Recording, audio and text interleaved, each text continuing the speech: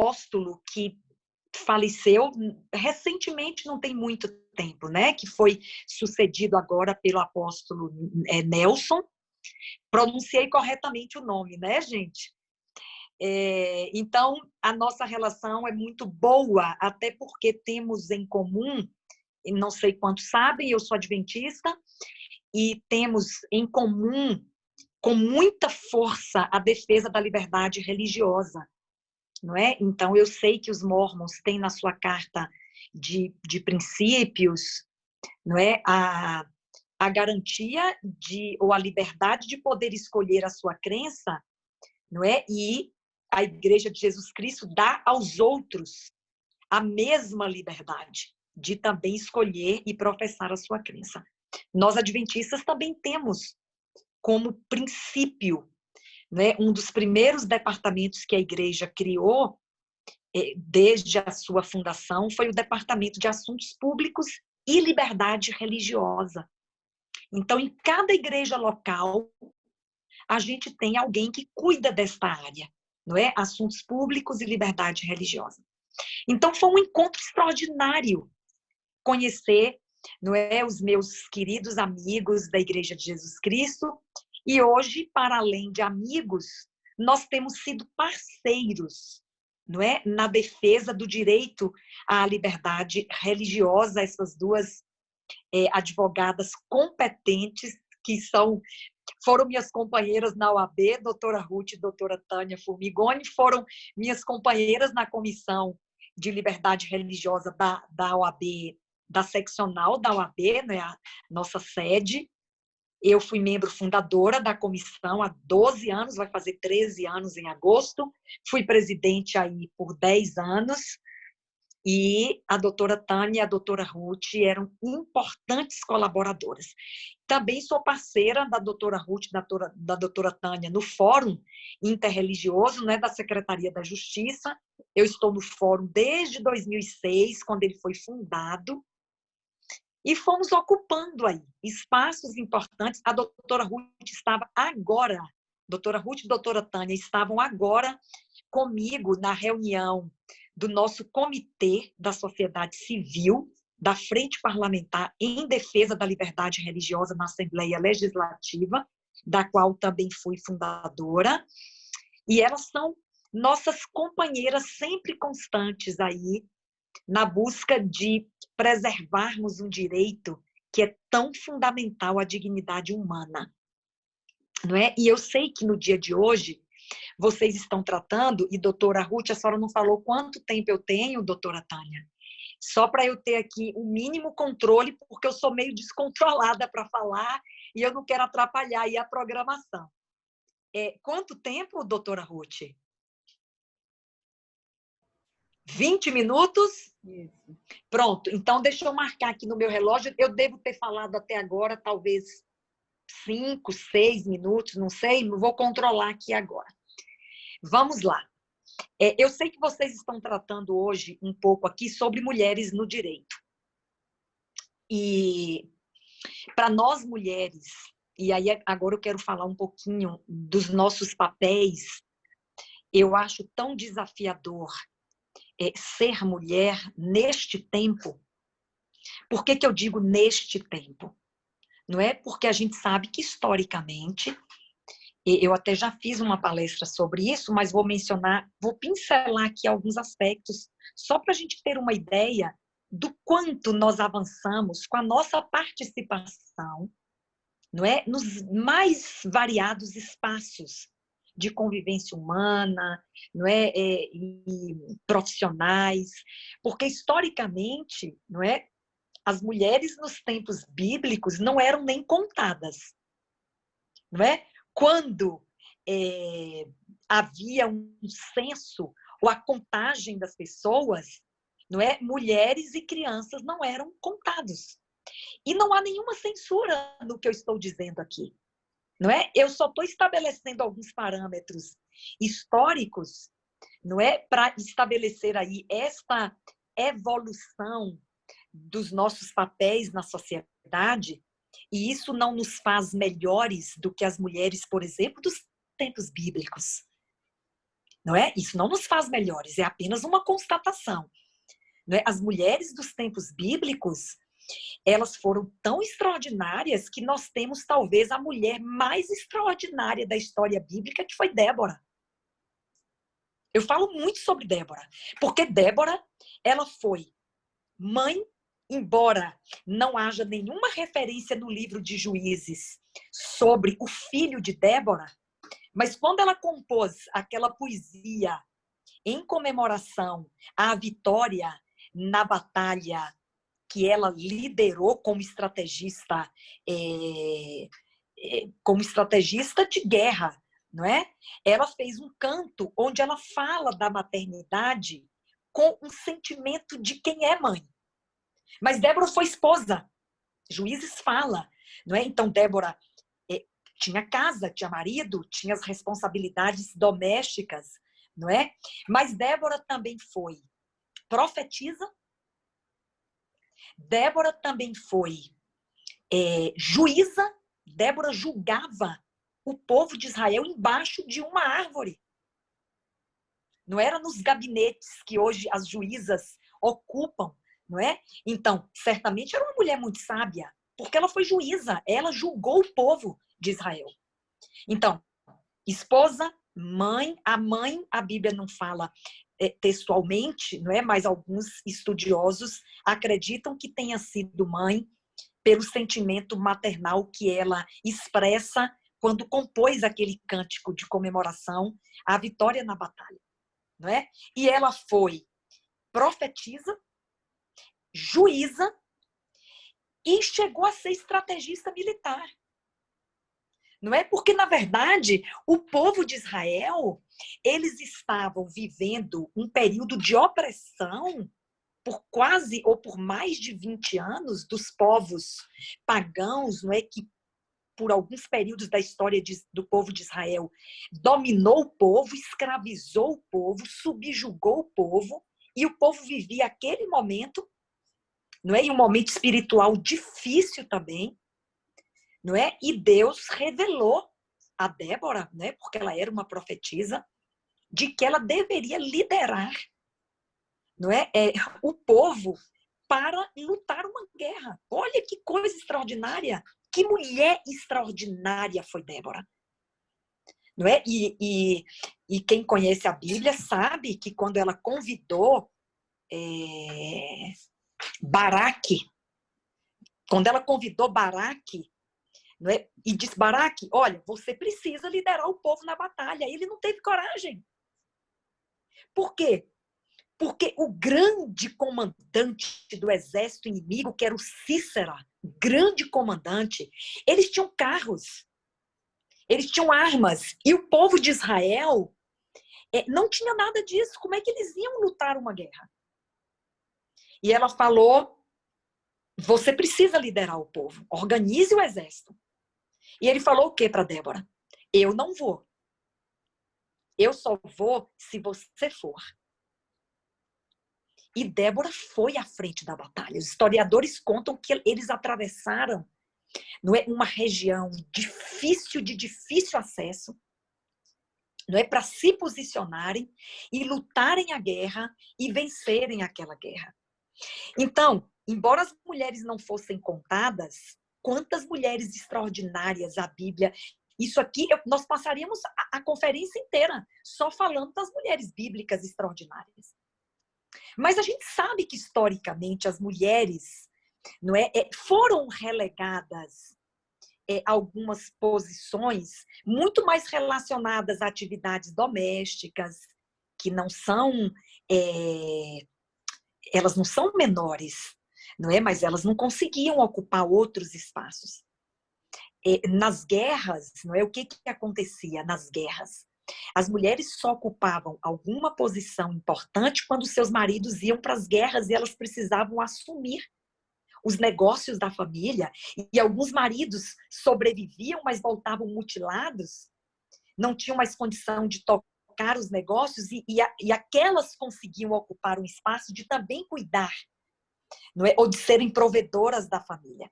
A gente sabe que na Revolução Industrial foi que efetivamente as mulheres porque eles precisavam de mão de obra para operar as máquinas, não é? E as mulheres começaram, então, a trabalhar fora, vamos dizer assim. Mas até então elas tocavam, eram professoras de piano, não é? Aquelas que eram da classe social mais elevada. Então, hoje nós temos mulheres escavando poços de petróleo, nós temos mulheres engenheiras em alto mar, nas plataformas de petróleo, nós temos mulheres dirigindo caminhões nas estradas, nós temos mulheres motoristas de aplicativos, que eram papéis até muito recentemente desempenhados pelos homens. Dirigir caminhões na estrada, motoristas de táxi, né? Agora tem os aplicativos, não é? Apenas homens iam para as plataformas de petróleo em alto mar, engenheiros, não é? Apenas homens pilotavam aeronaves, hoje temos pilotas, né, de aeronaves, mulheres. Apenas homens iam nas missões espaciais, né? Hoje temos mulheres que também vão nas missões espaciais. Nós estamos em todos os lugares, não é? Isso não nos faz maiores ou menores. Não. Me perguntam muito assim, Damares, você é feminista? Eu falo, não. Ah, então você é machista? Também não. Eu sou a favor da dignidade de todas as pessoas. A própria Constituição Federal, lá no artigo 5º, diz o quê? Que homens e mulheres são iguais perante a lei e Deus nos vê igualmente. Né? Deus nos vê filhos. Deus nos vê filhos. Homens e mulheres são iguais perante a lei e são iguais perante Deus. Então, nós defendemos a dignidade humana, seja a de homens, seja a de mulheres. E podemos desempenhar papéis diferentes na sociedade, mas não somos menores ou maiores, somos todos importantes. Todos os papéis que nós desempenhamos na sociedade, mulheres e homens, são papéis igualmente importantes. É dessa maneira que eu vejo. E as mulheres hoje estão muito presentes no direito. Né? Juízas, delegadas, né? Também um papel muito ocupado por homens no passado, mulheres delegadas. Recentemente falei com a doutora Jamila, jovem mulher, delegada geral das delegacias de mulheres do estado de São Paulo. Que mulher extraordinária!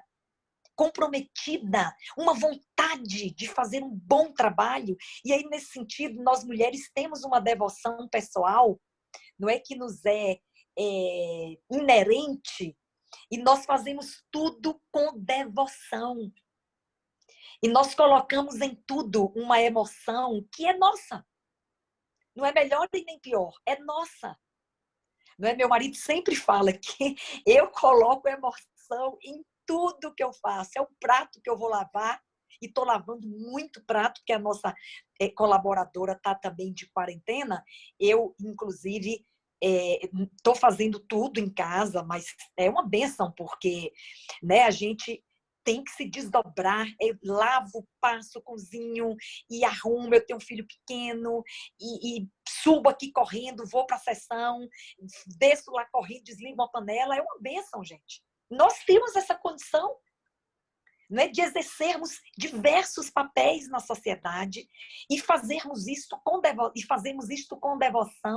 fazemos isto com uma dedicação que nos é muito peculiar.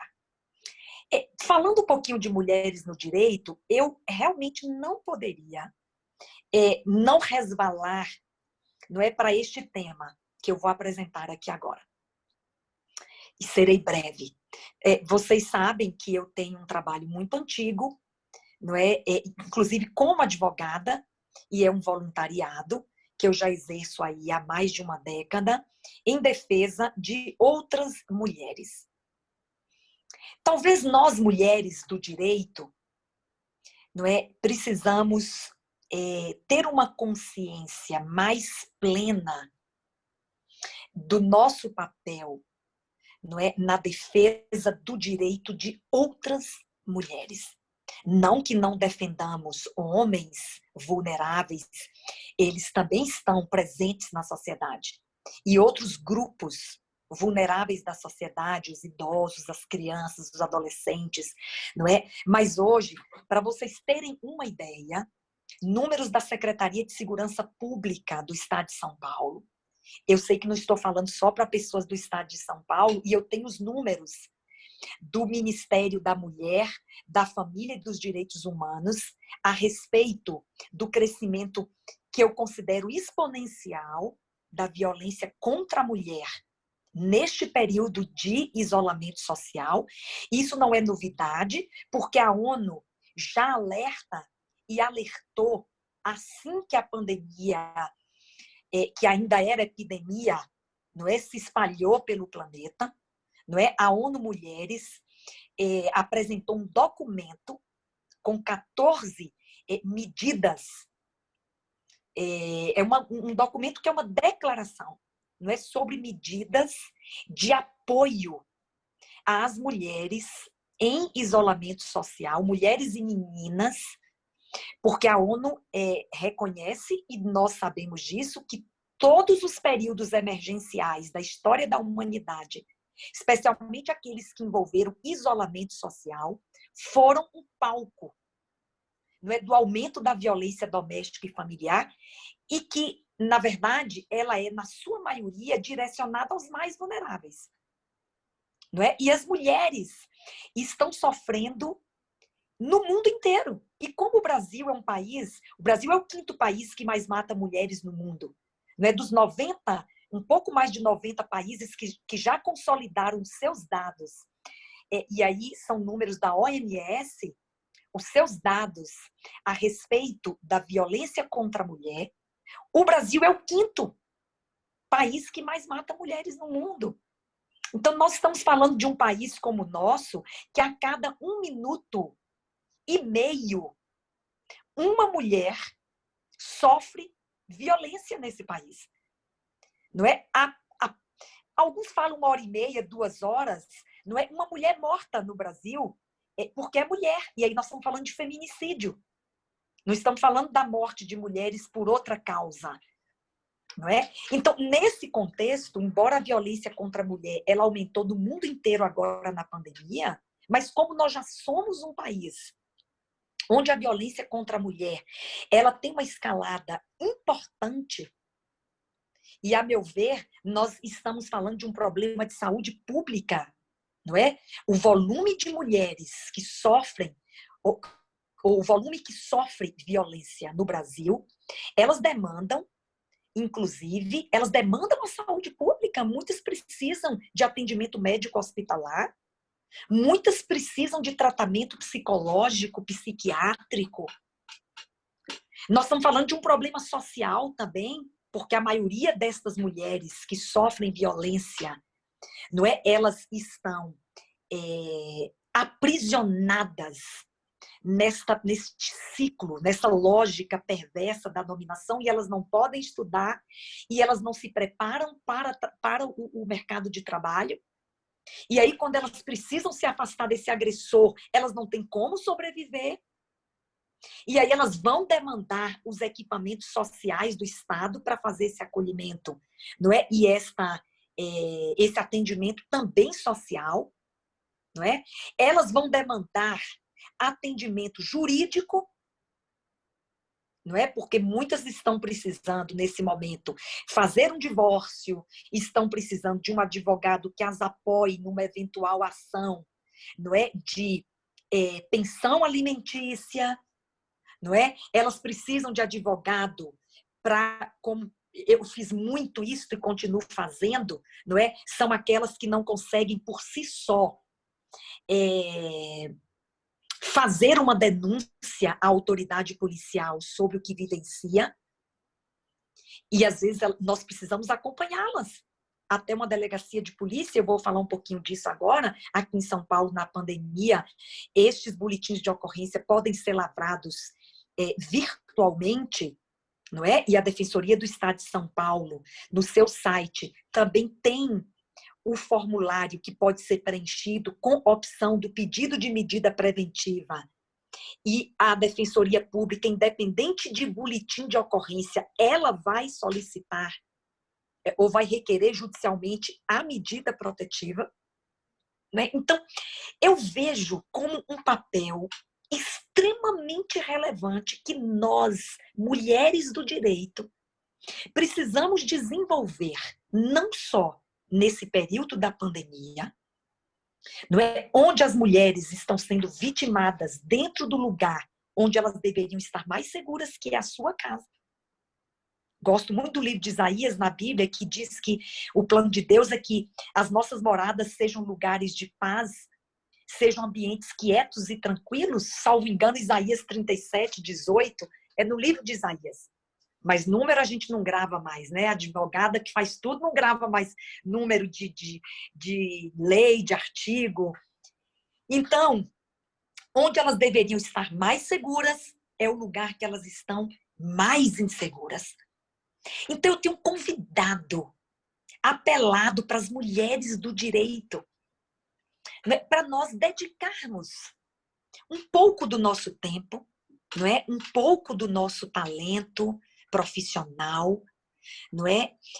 Para nós atendermos e ajudarmos, seja com uma simples orientação, seja com um simples encaminhamento. Às vezes, você não vai advogar para aquela mulher, mas ela não sabe o que fazer. E você apresenta para ela o caminho. Não é? Eu tenho feito lives para dizer para as mulheres, olha, a delegacia eletrônica, está aqui o site, olha, Defensoria Pública, tem um 0800, que eu também não sei de qual, de São Paulo, tem um 0800, né? Tem o site da Defensoria, lá tem um cadastro que você pode preencher e pedir uma protetiva. A Defensoria, o Núcleo de Defesa da Mulher, vai providenciar rapidamente, não é, esta medida de proteção para você. Não é? Quando não temos que, de alguma forma, efetivamente assumir uma defesa judicial de outra mulher que não pode, não é, pagar um advogado. Eu não tenho tido mais tempo de assumir ações judiciais e aí a gente tem uma relação boa com a Defensoria e a gente encaminha, tem defensoras públicas extraordinárias que fazem com amor o trabalho de defesa dos direitos da mulher, não é? Então, alguns números, só para a gente ter uma ideia do quanto nós podemos ser úteis, as mulheres do direito, nesse momento. No estado de São Paulo, não é? Nós estamos a 31 dias do decreto de quarentena, o nosso do estado de São Paulo, não é, que foi editado no dia 22 de março de 2020. Não é? Da edição do decreto até agora, nós tivemos um aumento de 51% das prisões em flagrante de homens que agrediram suas mulheres em casa. Então, nós não estamos falando de homens que agrediram mulheres na rua, nós estamos falando de violência doméstica. 51% dados da Secretaria de Segurança Pública. E a gente sabe que no que diz respeito à violência contra a mulher, a subnotificação ainda é muito alta. Não é? Porque um dos maiores obstáculos apontados pelos especialistas para se combater violência contra a mulher é o silêncio da vítima. Então, esses números podem ser ainda maiores. Ou silêncio por medo, porque está sob ameaça, não é? Ou o silêncio por ignorância, por desconhecimento, não é, das ferramentas que estão à disposição dela para fazer essa denúncia. E mais do que isso, porque não basta denunciar. Muitas, inclusive, não denunciam porque elas pensam assim, eu vou denunciar, e aí? Para onde eu vou? Aí é que nós entramos, aí é o nosso papel. As mulheres do direito, você vai denunciar e você tem garantida, não é? Ou garantidas as medidas protetivas que estão lá no artigo, a partir do artigo 18 da Lei Maria da Penha, não é? Mais especificamente o 22, que trata das medidas protetivas. Você tem condição de obter, por meio de uma decisão judicial, esta medida protetiva. Aí isso dá uma confiança maior para essa mulher fazer a denúncia. E não adianta. Elas precisam ser estimuladas a denunciar. Porque o ciclo da violência, eu falo muito em minhas palestras, ele é evolutivo. Não existe um ciclo de violência doméstica de um homem para com uma mulher que seja estático. Não é? Eu apresento nos meus slides e às vezes uso até uma bexiga, não é? A gente chama de aumento de tensão, que é o primeiro ciclo, a primeira etapa do ciclo da violência, que é o acúmulo de tensão, é como uma bexiga que vai se enchendo dentro de casa, não é? Esse acúmulo de tensão, ele evolui para a explosão violenta, é quando a bexiga estoura. O acúmulo de tensão são os xingamentos, as desqualificações, não é? Que a mulher sofre, e isso pode evoluir para uma explosão violenta, e a gente está falando de violência física, não é? E essa explosão violenta, algumas etapas geram arrependimento, depois geram a reconciliação, e depois geram o reinício do ciclo, que é o novo acúmulo de tensão. E aí essa mulher vai andando nesse círculo a vida inteira, só que em algum episódio de violência, de explosão violenta, esse homem pode matar essa mulher. Aí é que está, Maria da Penha conta, né? O marido não começou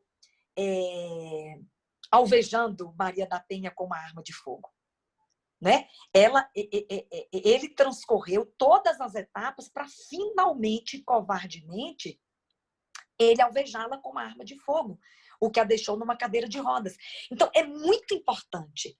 E quando nós mulheres do direito, nos apresentamos para fazer este apoio, este acolhimento e essa ajuda, as mulheres se sentem mais seguras porque elas estão sendo aconselhadas ou direcionadas por uma advogada. Eu me recordo que um dia eu estava sentada na minha igreja assistindo o culto e se assentou do meu lado uma mulher jovem, uma jovem senhora, não é? Muito bonita, muito, né, elegantemente vestida, e ela falou baixinho no meu ouvido. Ela falou assim: "A senhora é advogada?" Aí eu falei: "Sou." Ela falou: "A senhora é criminalista?" Eu falei: "Não, não sou. Mas eu posso ajudar." Eu conto sempre essa história porque ela é tocante. Ela queria uma advogada criminalista para ajudá-la. E eu não sou. Mas eu emendei a minha resposta com esse conforto. Eu falei: não sou, mas eu posso ajudar. E ali mesmo, no banco da igreja, falando baixinho, eu estava com meu marido do lado e eu falei: nossa, se ele estiver ouvindo, ele deve estar horrorizado, né?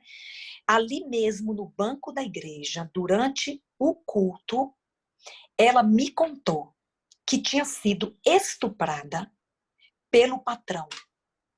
Ela trabalhava numa corretora de imóveis há muito tempo. O patrão era uma pessoa que ela conhecia e se relacionava dioturnamente. E num dia, o expediente encerrou e ele falou para ela assim, ela tomava o ônibus, né, num ponto de ônibus assim próximo ao local de trabalho. Aí ele falou assim: você quer uma carona? Tava todo mundo saindo, né? Ele falou: eu tô indo lá para sua direção e tal. Você quer uma carona? Talvez ela fez o que muitas mulheres fariam. Muitas mulheres fariam. O meu patrão, que eu conheço há anos, que trabalha comigo todo dia, eu tô aqui cansada, fim do dia tá me oferecendo uma carona, eu vou aceitar. Não vi nenhuma censura nisso. E ela aceitou. E, queridos, porque acho que tem algum... Ney tá aqui, tem outros meninos aqui. Ela percebeu que ele estava desviando o caminho. Ele a levou para um lugar ermo e escuro que ela nem sabia onde era. Ele estuprou-a dentro do próprio carro. E ela, contando, muito nervosa, e ela dizia que na casa dela, ela foi criada na igreja, e os pais falavam: olha, quando você sofrer algum tipo de violência sexual, alguma coisa, não reaja, porque você pode morrer. E talvez ela nem tivesse forças para reagir. não é? Ele estuprou-a e deixou-a ali, no meio da rua, à noite, em São Paulo, num lugar que ela nem sabia onde era. Ela teve que se virar, eu não me recordo os detalhes, tem muito tempo, mas ela foi para um hospital imediatamente porque ela tinha medo de doenças sexualmente transmissíveis, gravidez, ela é casada, tem filhos, gravidez, e ela foi rapidamente para um hospital, não é? Lá ela recebeu atendimento, ela tomou coquetéis de medicações fortíssimos, não é, para combater eventuais vírus e etc, etc. Voltou para casa passando muito mal, ela disse que vomitava e estava passando muito mal. O marido falou, mas o que está acontecendo? O que houve? Ela, não, é porque acho que eu comi alguma coisa que me fez mal. Não podia contar para o marido. Olha o sofrimento dessa mulher. E eu falei, aí sabe o que eu virei para ela e falei? Falei, querida, você precisa denunciar este homem. Porque ele fez com você. Sim, e aí ela pediu demissão do trabalho. Ele fez com você e ele pode fazer com outras colegas de trabalho suas que ficaram ainda trabalhando lá. Você precisa denunciá-lo. E ela não tinha coragem. E eu falei, eu vou com você. Eu vou com você a uma delegacia de polícia. E, queridos, depois daquele dia, nunca mais ela me abordou. E eu entendi, porque como eu trabalho com esse tema há muitos anos, eu entendi perfeitamente. Ela não fez por medo dele, do estuprador, não é? Da família, o marido. Ela falou, ninguém sabe. Eu nunca contei para o meu marido, nunca contei para os meus pais, ninguém sabe. E ela carrega essa dor com ela.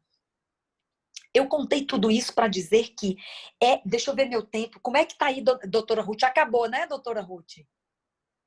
Acabou. Então eu vou encerrar agora com uma palavra de motivação, não é? Eu sei quantos papéis nós desempenhamos. Eu desempenho muitos papéis também, não é? Mas eu quero motivá-las, mulheres no direito, a sermos este braço, a sermos este canal de ajuda, de conscientização, de acolhimento, de apoio.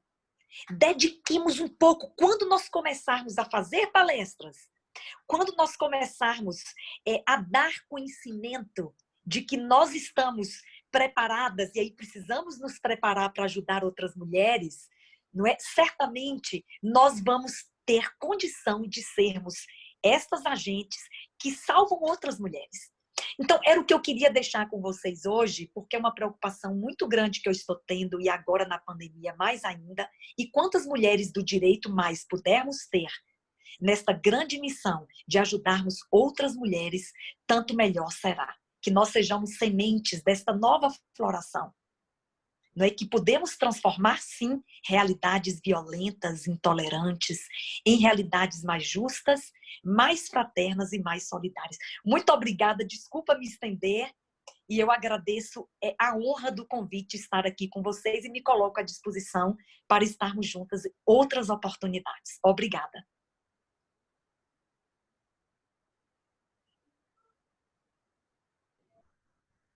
Ruth, eu passo o tempo para você agora.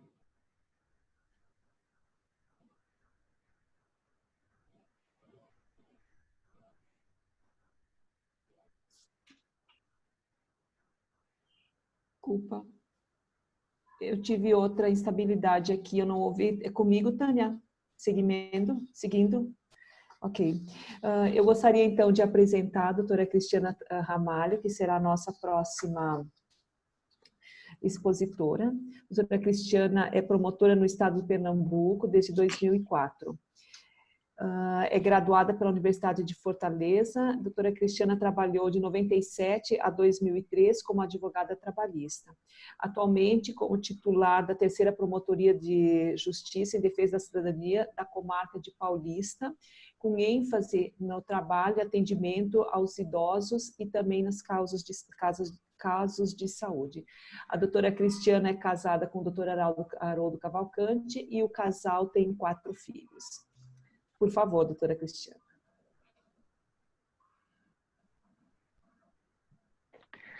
Boa noite a todos e a todas, né? Realmente para mim é uma honra estar aqui participando desse evento. Gostei muito, me senti muito motivada pelas palavras de doutora Damares, né? Desde que a doutora Tânia me convidou, que eu gosto desse tema, né? Eu gosto de falar. Falar sobre desafio é muito bom e falar do desafio da mulher eu acho um tema realmente bastante empolgante, né? Nos últimos anos, as mulheres elas têm conquistado um grande espaço no mercado de trabalho e não é diferente da carreira no mundo jurídico. Então, nós temos advogadas, defensoras públicas, juízas, promotoras e muitas delas, elas enfrentam desafios diários em um universo muitas vezes machistas, né? Só um pouquinho de história, eu gostei da história da Débora, então eu vou pegar aqui um gancho no pouquinho da história. Em 1898 é que nós tivemos a primeira mulher que conseguiu exercer a advocacia, que ela conseguiu concluir o curso, que na época o nome era Curso de Ciências Jurídicas e Sociais, que foi a doutora Mirtes Gomes de Campos, né? E aí depois dela vieram muitas outras, né, muitas outras mulheres. Ela foi a precursora, mas aí nós tivemos a primeira mulher a ser juíza, que foi a doutora Aurí Moura Costa, em 1939. Veja que não é um fato tão distante, né? E desde então as mulheres elas vêm ocupando muito espaço nas carreiras jurídicas. Eu lembro que quando a minha turma de 37 promotores entrou no Ministério Público de Pernambuco, nós éramos 25 mulheres contra 12 homens, né? Então, assim, com a minha turma, o Ministério Público de Pernambuco ele passou a ter mais promotoras de justiça do que promotores, né? Foi o marco. Foi exatamente quando a minha turma entrou. Hoje em dia, quase metade das mulheres estão ocupando os quadros da OAB. E a maioria dos alunos das faculdades de Direito são mulheres. Então, assim, a gente vê que as mulheres elas estão, pouco a pouco, ocupando esse espaço no mundo jurídico. A ministra Carmen Lúcia é a presidente do nosso Tribunal Maior, né, que é a ministra do Supremo Tribunal Federal. E até bem recentemente, a chefe do Ministério Público Federal também era uma mulher. Mas em que pese essa ocupação feminina, né, no mundo jurídico, a gente percebe que ainda existem muitos desafios para que as mulheres elas possam realmente ocupar o lugar sem que a gente possa mais falar sem que a gente possa falar se é mulher ou se é homem, que elas possam ocupar o lugar como ser humano, né? Bom, Mirtes, aquela advogada que eu falei, que foi a primeira que se graduou há 122 anos atrás, em 1898, ela só conseguiu exercer a advocacia, entrar nos quadros da OAB em 1906.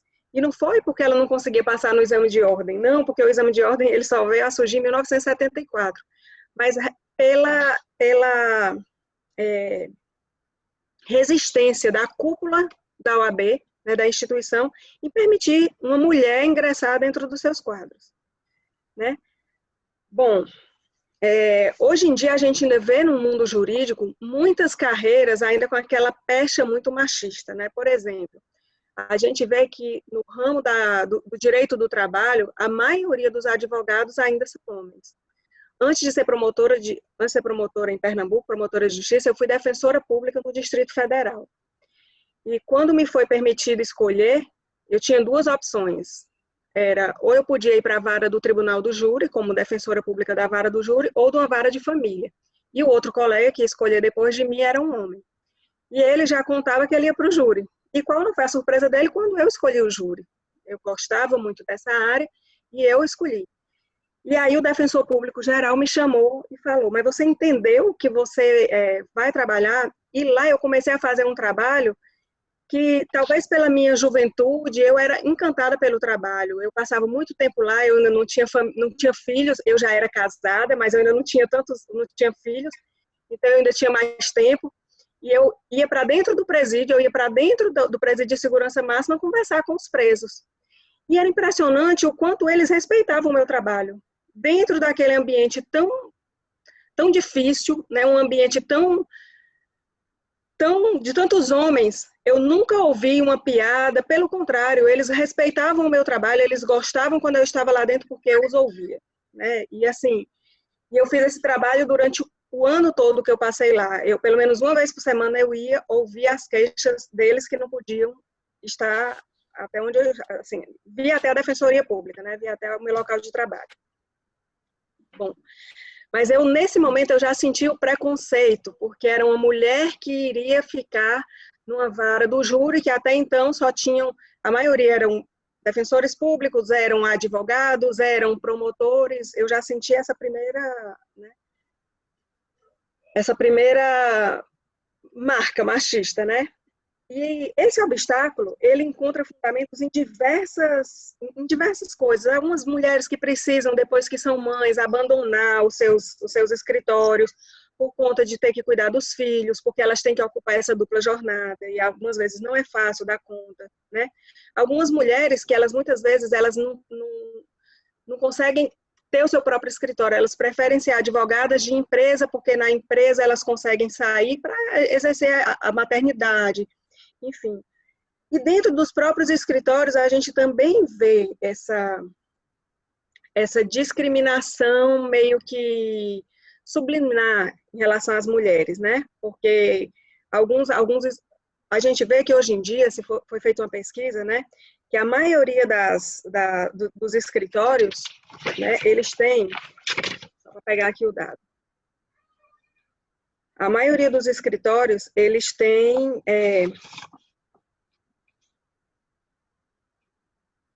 somente 30% das mulheres, elas conseguem ser sócias de escritório, embora os escritórios tenham mais mulheres trabalhando do que homens, ou seja, a gente ainda consegue ver tudo isso, né? Bom, mas mesmo com tantos desafios, as mulheres, elas já romperam muitas barreiras dentro da carreira do mundo jurídico, elas já conseguiram romper essas barreiras, né? E ainda existem alguns desafios. Bem recentemente, eu pude acumular a vara de violência doméstica e familiar aqui da capital. E uma coisa que me ficou assim bastante marcada, e eu tive a oportunidade de trabalhar com um juiz e com uma juíza. E como eu pude perceber a diferença de visão que o juiz e a juíza tinham em relação à mulher vítima. Até pelo tom das perguntas que eram feitas, né? Os questionamentos que o juiz fazia, muitas vezes, estava intrínseco àquele machismo arraigado dentro da nossa sociedade. Qual era a roupa que a senhora usava? Para a mulher que tinha sido vítima de uma violência física, né? O que a senhora fez antes? Ela estava já na condição de vítima. Então, e na sequência eu trabalhei com uma juíza, e o quanto eu pude perceber a sensibilidade dela naquele trato, né, com aquela mulher que ela já chega ali vítima, que ela já chega muito fragilizada e que ela chega esperando um amparo e não um julgamento, né, de quem deveria protegê-la, né. Um outro ponto que eu trouxe aqui para a gente trazer é que existe além desse machismo institucional que existe, o mundo do judiciário, ele é um mundo muito, muito do homem ainda, né, o mundo do judiciário. Porque bem recentemente é que as mulheres elas estão conseguindo ocupar esse espaço que elas têm hoje em dia, né? Mas a gente ainda percebe também muito preconceito das próprias mulheres com elas mesmas, né? O que eu percebo recentemente, eu agora na promotoria de Paulista, desde o ano passado que eu ocupo o cargo de coordenadora da promotoria. E aí eu recentemente fui ter uma reunião com o secretário do Ministério Público e a gente saiu para almoçar, eu saí para almoçar com duas colegas, e uma das colegas disse o seguinte: amanhã você tem reunião com o secretário, amanhã eu quero ver você com decote poderoso, para a gente conseguir várias coisas aqui para Paulista. E como aquilo me chocou, porque veio de uma mulher, né, de uma mulher para outra, como se a gente precisasse desse tipo de artifício. E aí, no dia seguinte, eu cheguei lá para a reunião e eu disse a ela, olha, eu consegui todos os nossos pleitos, mas eu não precisei usar de nenhum subterfúgio, apenas dos argumentos, de argumentos técnicos, né, mostrando. Enfim, desde Mirtes, que a gente falou lá no começo, a primeira advogada que conseguiu concluir o seu curso de Direito, há 122 anos atrás, até hoje, nós tivemos muitos avanços na carreira, conquistas femininas no mundo jurídico, mas nós ainda temos muito que avançar. E eu pontuo como fatores fundamentais para isso a questão de mudança de posturas, de nós, mulheres, dos homens também, né? A gente investir na educação, né? A educação dos nossos filhos, né? E também do nosso compromisso. O que a doutora Damares falou, né? Quanto mais a gente puder estar incentivando outras mulheres, seja palestrando, seja acolhendo, seja ajudando juridicamente, né? Nós vamos ter essa força, né? E eu penso que essas são as chaves para que a gente possa continuar avançando, até no sentido da gente não ter mais que falar em avanço. Por quê? Porque homens e mulheres já vai ser algo natural. A gente não vai ter que falar, as mulheres conquistaram. Até o ponto que a gente não precisa mais falar nesse avanço. Muito obrigada. Boa noite. Muito obrigada, doutora Cristiane. Obrigada, doutora Damares, também. Eu apreciei muito essa visão que vocês deram sobre a importância de nós, mulheres, desenvolvermos esse olhar mais humanista com as próprias mulheres. Não é? Isso é muito importante mesmo. Eu volto a palavra para a doutora Ruth. Obrigada, Ana.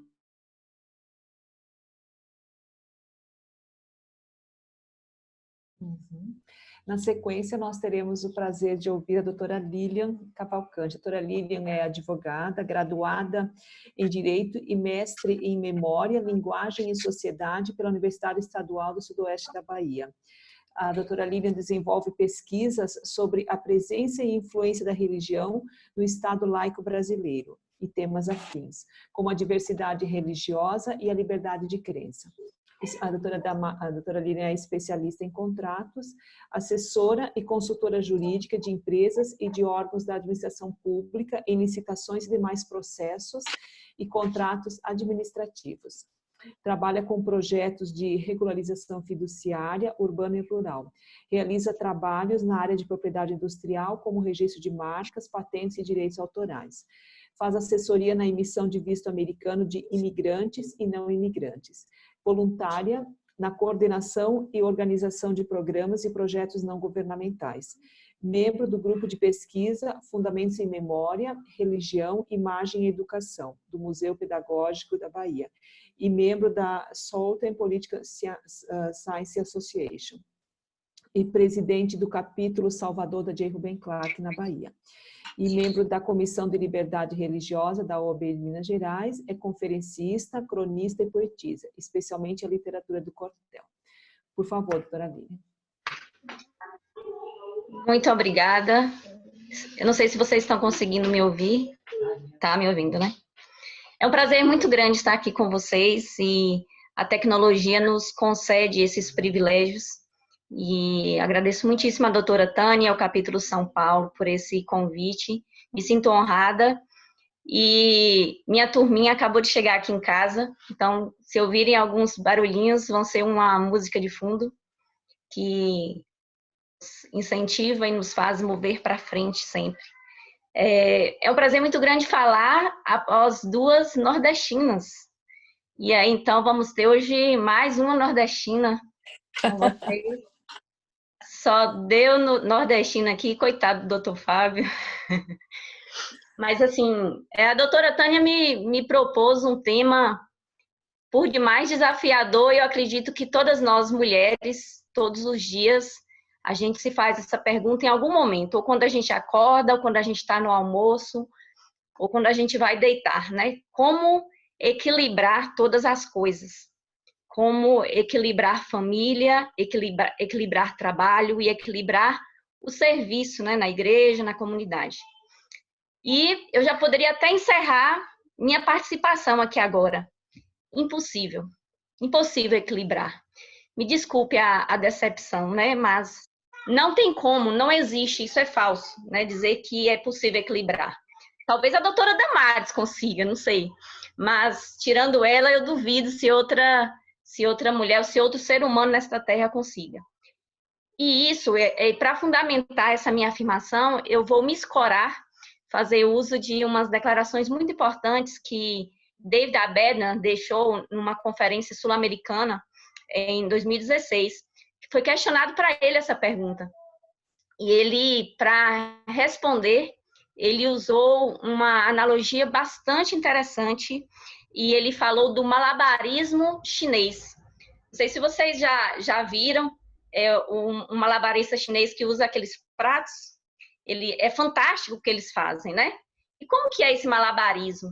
Então, ele pega um prato, coloca em uma vara, gira bastante o prato e equilibra, olha a astúcia, a desenvoltura, a habilidade que eles têm. Então, o prato permanece rodando e ele equilibra em um braço. Aí ele pega outro prato, coloca rodando, girando, girando e coloca numa perna. Pega outro prato, coloca para girar e aí, sei lá, coloca na testa, na cabeça e aí ele vai fazendo isso o máximo que ele consegue. Mas por que que essa ideia de equilíbrio, na verdade, ela não existe? Por que que não é possível isso? Já que ele está mantendo todos os pratos rodando ao mesmo tempo. De fato, os pratos estão girando ao mesmo tempo, mas o ritmo que eles estão girando não são iguais, não é igual o ritmo. E isso demonstra claramente como nós agora vamos falar de nós mulheres, né? Nós mulheres do direito, nós mulheres da família, nós mulheres que estamos na sociedade. Nós giramos vários pratos, equilibramos vários pratos ao mesmo tempo, mas são as prioridades, são as metas e é o que é de necessário naquele momento que nos faz escolher girar mais um prato e depois girar mais outro prato. Mas a grande jogada do malabarismo chinês desses pratos é não deixar que nenhum deles caia. Então, se eu estou concentrando neste momento na minha família, se eu tenho um evento de família, o meu trabalho não pode estar presente. As minhas responsabilidades na igreja, na sociedade, elas não podem estar presentes, porque neste momento eu estou girando o trabalho, o prato da família. Eu estou tendo um momento com os meus filhos, com o meu esposo, com os meus pais, enfim. Mas, ao mesmo tempo, estou mantendo os outros pratos girando, mesmo que de uma maneira, né, de um modo diferente. Eu não deixei que eles caíssem, mas minha concentração foi agora na família. E isso acontece com as outras coisas. Então, o que eu quero dizer com isso? Quando nós mulheres, por exemplo, nos propusemos a organizar um projeto na J. Ben Clark, ou na igreja, ou na comunidade, enfim, nós vamos focar naquele projeto. Se a gente estiver organizando aquele projeto, estiver trabalhando com parcerias, com autoridades públicas, enfim, se a gente ficar concentrado nos prazos que a gente tem para cumprir, com a vacina do nosso filho, com a gripe do nosso marido, né, que quando gripam parece que estão bem maus mesmo, mas se a gente ficar dessa maneira, a gente vai girar os pratos, mas corre um risco muito grande desses pratos, eles todos caírem, se a gente não conseguir dividir essas atenções.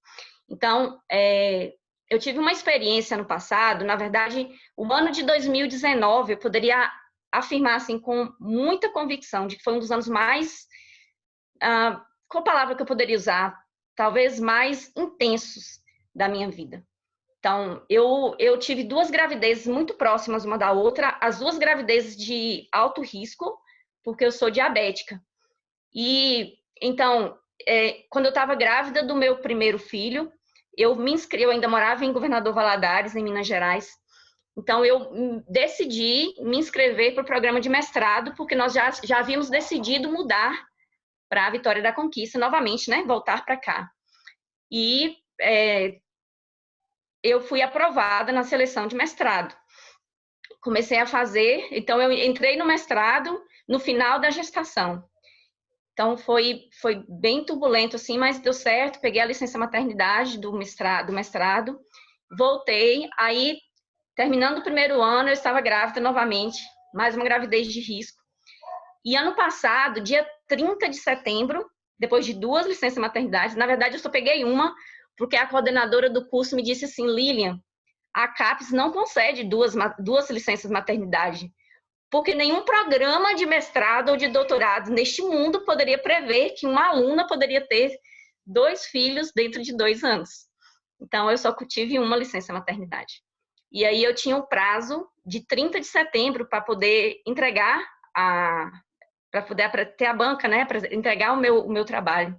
E na banca de qualificação, eu fui desafiada pela banca e falou assim: olha, você não vai conseguir. Eu vi com essas palavras. E eu saí da banca de qualificação arrasada.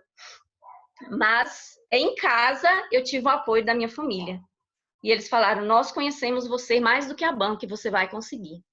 Só que naquele momento, meninas e meninos, eu precisei parar um pouco de focar o giro no prato do trabalho.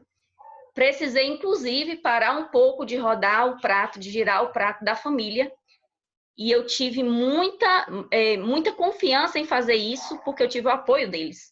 Então, a gente precisa ter em mente que algumas coisas que a gente se propõe a fazer, a gente precisa antes resolver e decidir se é isso mesmo.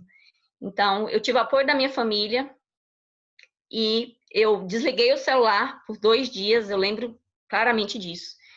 E consegui concluir o prazo e não deixei que esse prato do estudo, né, do mestrado, ele se despencasse. Eu consegui mantê-lo girando e os outros pratos também estavam girando, mas porque uma equipe estava me ajudando a girar esses pratos. Então, as mulheres, né, nós mulheres ocupamos vários papéis, mas é impossível nós realizarmos todos ao mesmo tempo. É impossível. Não funciona, não tem como. Então, nós precisamos ter uma agenda semanal de realização de tarefas. A gente precisa entender que hora de família é hora de família, que hora de trabalho é hora de trabalho. Senão, esses pratos eles vão cair. E nos meus momentos de folga, nas minhas horas de folga, eu gosto muito de escrever e gosto muito de escrever poesias. E se você, doutora Tânia, me permitir, eu gostaria de passar uma mensagem em forma de poesia, de literatura de cordel. Eu escrevi hoje de tarde. Me veio um lance assim e eu escrevi e gostaria de compartilhar com vocês. Posso? É rapidinho.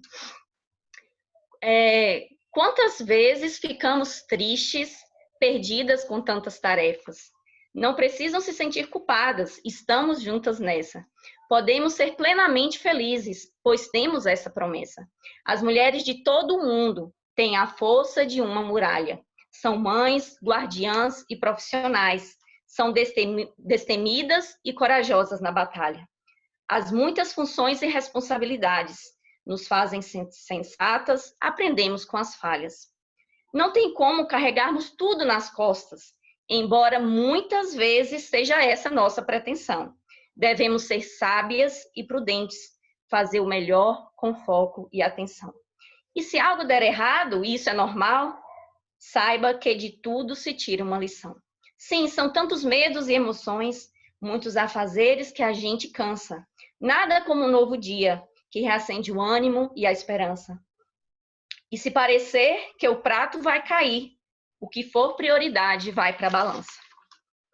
Redigir um texto, preparar a refeição, realizar o projeto, buscar parcerias, brincar com os filhos, organizar a rotina, tratar de finanças e manter a calmaria, trabalhar em casa, trabalhar fora, lutar pelos sonhos, não desistir e ter alegria. Aprendi que podemos conquistar muitas coisas, que não podemos contar com a sorte. Os nossos valores e princípios devem estar atrelados como um guia e um norte. E ao contrário do que muitos insistem em afirmar, a maternidade é sagrada e nos faz ainda mais fortes. Ó mulheres do direito, ó mulheres em todo o mundo, Se às vezes tudo parecer sair do controle, mantenham a calma, respirem fundo. Se é justo o nosso intento, basta lutar, ter fé e um amor profundo. Não se desanimem, não tenham medo. Se muita coisa tiver em curso, estabeleçam metas, cumpram os prazos, impugnem os agravos do percurso. Façam uma oração, sigam o Espírito. Esse é o nosso melhor recurso. Eu gostaria de encerrar minha participação dizendo que é um prazer imenso, na minha vida, poder ser membro da J. Rubem Clark Law Society. Eu tenho aprendido e tenho vivido experiências fantásticas, tenho conhecido pessoas maravilhosas e tenho aprendido com essas pessoas. Hoje, daqui, eu saio uma pessoa melhor. Das palavras que eu ouvi, das pessoas que acabei de conhecer. E se cada vez mais a gente se unir, com certeza, a luz do mundo, ela vai ser o bem, ela vai refletir o amor que tem dentro dos lares. Afinal de contas, eu gosto sempre de pensar nisso. Todos os líderes mundiais, todas as autoridades, todos os governantes, todas essas pessoas já foram bebês, já foram crianças, já estiveram no colo de uma mãe. Então, olha a responsabilidade que nós temos como mulheres, como mães, como protetoras, cuidadoras, mesmo as que não são mães, mas todas podemos aprender e ensinar, né? E o presidente Boyd K. Packer afirmou: precisamos de mulheres que sejam organizadas e de mulheres que possam organizar. Precisamos de mulheres com capacidade de liderar, que saibam planejar, dirigir e administrar. Mulheres que possam ensinar e que sejam capazes de se manifestar.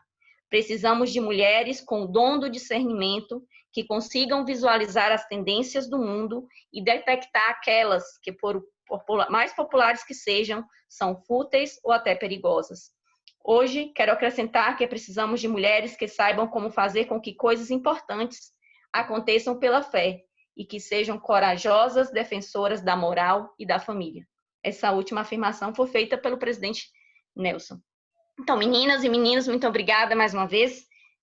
Desculpa se eu extrapolei meu tempo. E é um prazer imenso estar aqui com vocês. E muito obrigada mesmo. E o capítulo Salvador está à disposição. E vamos juntos, porque juntos, com certeza, nós somos mais fortes. Muito obrigado, doutora Lília. Nós ficamos todos assim, não é, extasiados com a poesia, mas agora você tem um problema. Você vai ter que passar para nós a cópia dessa poesia. Está intimada, não é mesmo, doutora Cristiana? A nos apresentar uma cópia dessa poesia, por favor. Eu acho que é até emblemático do momento que nós estamos vivendo hoje. Você mesmo disse, você escreveu hoje à tarde, não é, pensando nessa reunião, e só temos a agradecer. Vocês são mulheres que brilham, doutora Damares, doutora Cristiana, doutora Lília. Obrigado pelas palavras tão fortalecedoras, esclarecedoras, motivadoras e inspiradoras. Obrigado mesmo. Passo o tempo para a Ruth agora. Uhum. Muito bem, também agradeço. Está sendo muito boa a nossa reunião. Nós ouviremos agora o nosso colega, Dr. Fábio Nascimento, que é advogado, pós-graduado em Direito Internacional e diretor nacional da J. Rubem Clark aqui no Brasil. Também é presidente da Comissão de Liberdade Religiosa da OAB de Criciúma e membro consultivo da Comissão de Direitos Humanos da OAB de Santa Catarina. O Dr. Fábio trabalhou muitos anos aqui em São Paulo, pertinho de nós, como coordenador jurídico e diretor assistente de Assuntos Públicos Nacional da Igreja de Jesus Cristo Santos dos Últimos Dias. O Dr. Fábio é casado com a nossa querida Roseli e tem 4 filhos. Por favor, Dr. Fábio. Boa noite. Está sendo assim um banquete de aprendizado ouvir vocês nessa noite, grande evento. Parabéns, doutora Tânia, doutora Ruth, pela organização. Parabéns aos palestrantes. Muito bom ouvir mulheres que admiro tanto, como a doutora Damares, como a Cris, a doutora Cristiana e a doutora Lília. A doutora Lília está dando jantar para as crianças agora e está ouvindo a palestra. As mulheres são assim, né? Elas fazem milhares de coisas ao mesmo tempo. As mulheres têm essa capacidade. É incrível isso, admiro muito. Sou casado, como foi apresentado, tenho 2 filhas, são 2 adolescentes. A Bia tem 17 anos, a Laura completou 16 anos ontem. E, assim, a cada dia eu me surpreendo com a inteligência da minha esposa, das minhas filhas, com a capacidade que elas têm de amar, de ver as coisas, de entender o mundo. É realmente impressionante isso, e eu fico maravilhado com elas. E aprendo muito com elas, cada dia. Foi muito bom ouvir a doutora Damaris falar sobre violência contra as mulheres. É um assunto tão difícil, né, de ouvir, de presenciar. Acredito que ela deve sofrer muito ao ver tudo isso que acontece. Assim como a doutora Cristiana também, acho que na promotoria deve ver muitos tipos de abuso contra as mulheres, falou sobre a discriminação que as mulheres sofrem. É difícil ouvir sobre isso. Muito bom ver a doutora Lília falando sobre esse equilíbrio na vida, né, como é difícil para as mulheres. E eu queria aqui, assim, pedir desculpas pelos homens que são violentos, que discriminam, e que não ajudam em casa, não ajudam na família, e que acabam sendo um peso. Eu quero pedir desculpas por isso. Eu lamento muito ouvir isso e saber que acontece esse tipo de coisa. Eu quero dizer aqui que uma coisa que me deixa extremamente triste e que me faz sofrer muito é quando eu, de alguma forma, ou algo que eu faço ou que eu falo, magoa minha esposa, minhas filhas ou alguma mulher. Isso me deixa extremamente triste quando eu faço isso. E, infelizmente, às vezes eu faço e me arrependo amargamente quando faço isso. E sei que Deus, ele fica muito triste quando vê uma mulher sofrendo. Eu sei disso. Então, por isso eu queria pedir desculpas, né, por essas coisas que acontecem, por as mulheres terem que passar por esse tipo de sofrimento, né, de violência, discriminação, falta de apoio. Eu lamento muito que isso aconteça. Mas eu quero falar de coisas otimistas, né? Primeiro quero dizer que eu sei, nós reconhecemos que o mundo é das mulheres. As mulheres são metade da população do mundo e são mães da outra metade, como dizia o presidente Hinckley, né? Então, o mundo é das mulheres. Elas têm conquistado um papel muito importante nas profissões, em todos os ramos, como líderes mundiais, internacionais, regionais. Temos aqui ótimos exemplos, né? A doutora Damaris é uma deputada estadual, uma advogada atuante. A doutora Cristiana, da mesma forma, exercendo uma atividade tão importante, pública. A doutora Lília, como advogada, poetisa, né? Que nos encantou com suas palavras. Doutora Tânia, doutora Ruth, todas que estão aqui, né? Participando nessa noite. Eu vou aqui compartilhar. Quero compartilhar duas. Bom, eu não tenho poderes aqui para compartilhar a tela. Então eu vou ler aqui 2 citações que eu queria ler para vocês. Primeiro, o presidente Pecker. É um membro, hoje é o atual presidente em exercício do Quórum dos 12 Apóstolos. Ele ensinou o seguinte: precisamos de mulheres que sejam organizadas e de mulheres que possam organizar. Precisamos de mulheres com capacidade de liderar e que saibam planejar, dirigir e administrar. Mulheres que possam ensinar e que sejam capazes de se manifestar.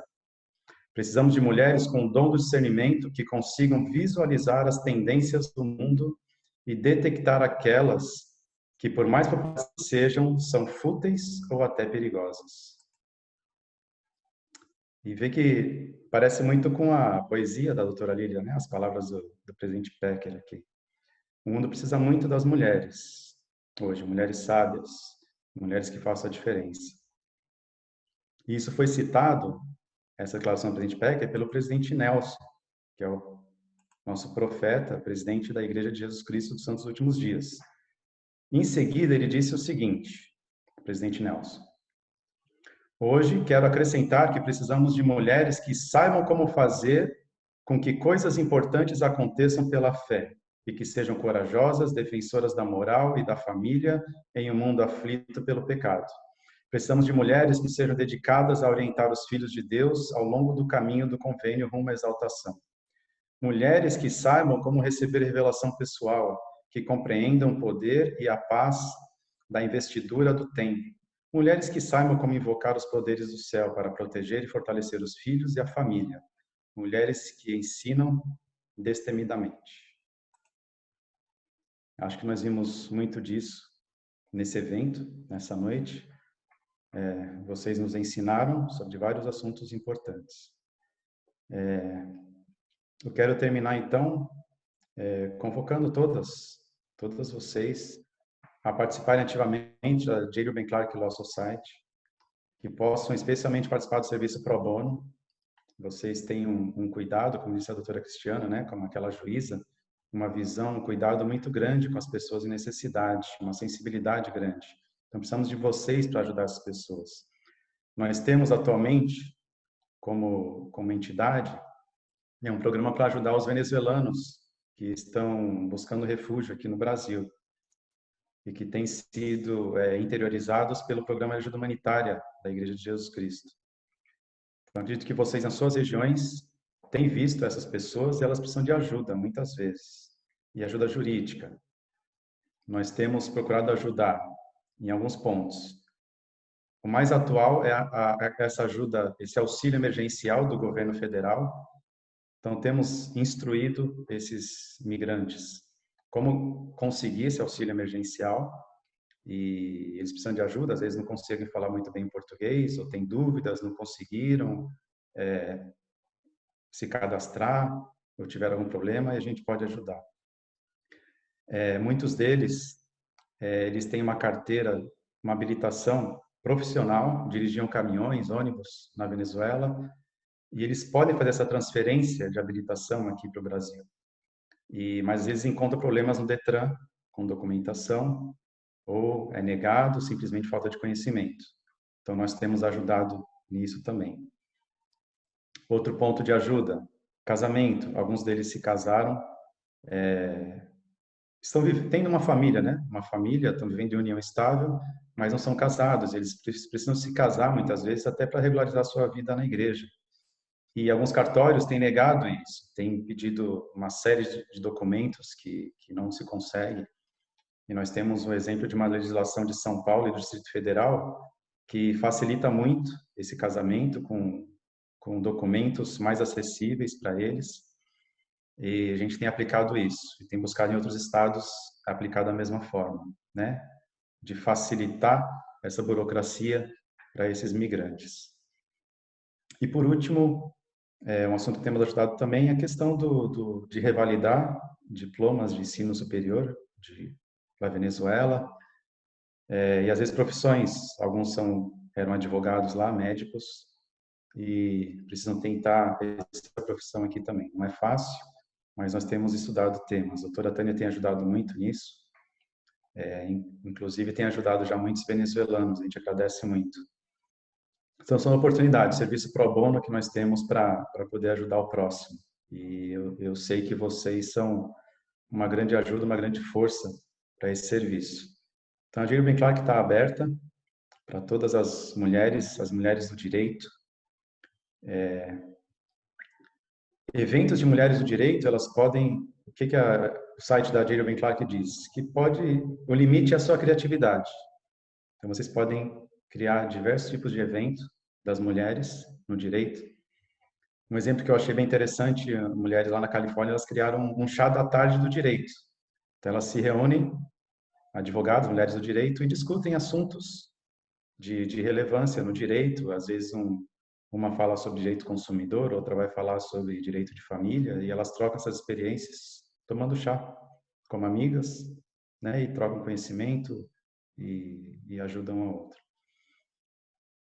Mas, enfim, então eu quero mais uma vez agradecer pela participação de todas. Inscreva-se no novo site da J. Reuben Clark. Acredito que a doutora Tânia, a doutora Ruth também, podem compartilhar depois esse novo link, né, para fazer o cadastro. e participem. Nós temos 14 capítulos ativos no Brasil. Muitos deles são presididos por mulheres, e tem mulheres nas diretorias, porque vocês são essenciais. Precisamos da sua visão, do seu coração, da sua mente e dos seus talentos. Bom, parabéns pelo evento, obrigado, uma boa noite a todos, e que a gente possa juntos trabalhar para que as mulheres tenham o seu merecido papel de destaque no mundo, né? As mulheres são criaturas incríveis, que acredito que são as que mais se aproximam de Deus. São a criação de Deus que mais se aproxima dele, pelo que são, pelo que representam. A gente vê isso todo o tempo. Então, muito obrigado pelo exemplo de vocês, pela dedicação, por cuidarem de nós, né, dos homens, por serem pacientes conosco, com nossos defeitos, com nossos erros, e por acreditarem no mundo melhor e tornarem o mundo um lugar melhor. Então, encerro aqui a minha fala, dando uma boa noite e o meu agradecimento a todos. Muito obrigada, doutor Fábio, pelas palavras inspiradoras, especialmente, inclusive as iniciais, realmente foi muito tocante. E, na realidade, eu quero agradecer a todos vocês que participaram, estiveram valentes aqui nessa nossa 1h30. E era um dos propósitos de nós fazermos essa conferência hoje, de anunciarmos que o capítulo São Paulo está definitivamente criando o Comitê das Mulheres no Direito do capítulo São Paulo. A doutora Iris Cavalcante, atual diretora de Mulheres, será a presidente do Comitê Mulheres no Direito do capítulo São Paulo. E nessa qualidade, ela e a nova diretoria que ela irá compor, eles irão organizar atividades voltadas para as mulheres, com foco maior nas mulheres. Eu espero que vocês tenham apreciado esse nosso evento. Eu estou muito feliz, superou as minhas expectativas. Poesia da doutora Lilian, os conselhos da doutora Cristiana, as palavras motivadoras e inspiradoras da doutora Damares e do doutor Fábio. Foi um momento muito especial para mim, foi muito gratificante. Eu espero que tenha sido bom para vocês também. Para encerrar, nós vamos encerrar com uma oração, assim como nós começamos, e eu gostaria de pedir para o doutor Haroldo Cavalcante, se ele pudesse, nos oferecer a oração de encerramento. Obrigado a todos. Uma boa noite. Nosso bondoso e amado Pai Celestial, te somos tão gratos por nossas vidas e somos tão gratos por estarmos participando desse evento tão motivador, ouvindo mulheres extraordinárias que puderam nos inspirar com suas experiências profissionais e pessoais. Te somos muito gratos por nossas vidas e te suplicamos que o Senhor possa nos proteger, nos abençoar, que o Senhor possa conceder tua proteção e tua bênção para nosso querido Brasil e também para todo mundo, nesses tempos que estamos enfrentando uma dura prova em relação a esse vírus Covid-19 que tem nos tornado em quarentena em nossos lares e restritos em nossas muitas atividades. Te rogamos que os nossos governantes tenham a inspiração necessária e também todos os cientistas e médicos para que juntos possamos encontrar uma melhor solução para superarmos esses problemas. É a oração que te oferecemos em nome de Jesus Cristo. Amém. Muito obrigado a todos. Boa noite. Espero vê-los em breve. Boa noite. Boa noite, boa noite. Tchau para todos. Parabéns, foi muito bom. Parabéns, Ana. Parabéns mesmo.